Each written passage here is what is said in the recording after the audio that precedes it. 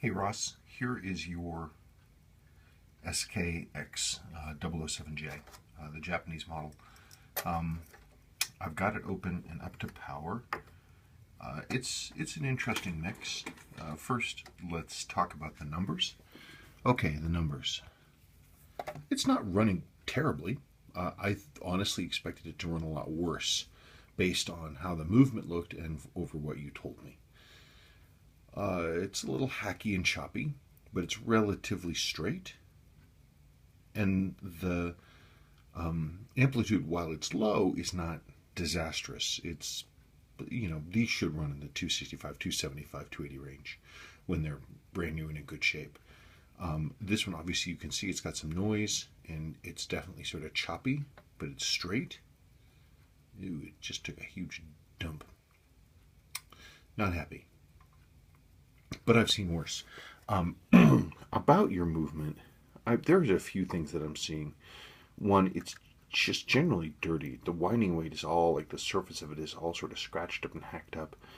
There are like things stuck to the surface of different things. Like there was a big chunk of something, some kind of epoxy or something right here, right on this reverse head screw.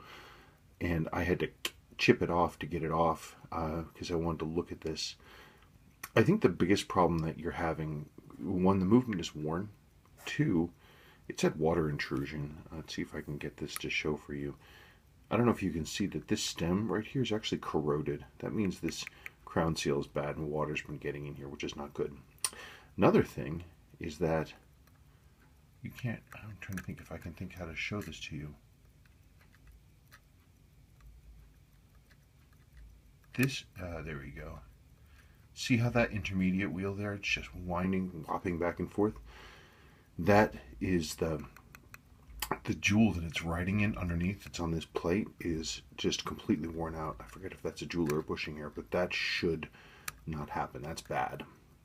Also, it has the craziest slop I have ever seen on one of these. Hang on just 1 second. I'll try and do this.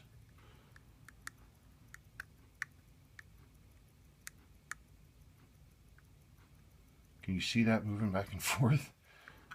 These movements are not known for this kind of mainspring wear. That's really extreme. I've never seen that before. I don't know how many miles this watch has on it, but it is a lot. The entire winding assembly is terribly worn, and the mainspring is worn, and the plates are worn. So, we could look at a few things. I could service this existing movement for you, and we are gonna, at a minimum, probably gonna be looking at replacing this plate. Or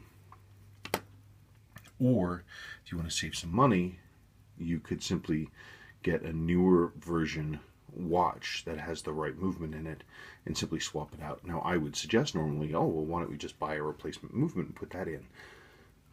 The direct swap and replacement movements for this no longer exist. The newer movements are all hacking and hand winding, and the stems don't interchange. So that's kind of a problem. It's really annoying, actually. And there is kind of a fix. Like I can get an NH15, and I'm sorry, an NH35, which is like the newer version of these things. But again, it won't mesh with this older style 7S. Stem. There is a conversion stem that I have to basically convert one of the newer movements to run in these, and it would have hand winding.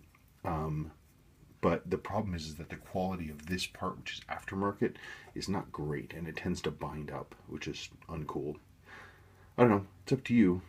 I just wound it a little bit, and you can see that it popped up a little bit.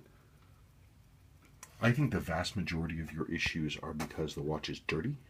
The movement is worn, but most critically, the winding assembly is it's not working, basically. Well, it works, but it works badly. We had a lot of problems with the winding, the automatic winding.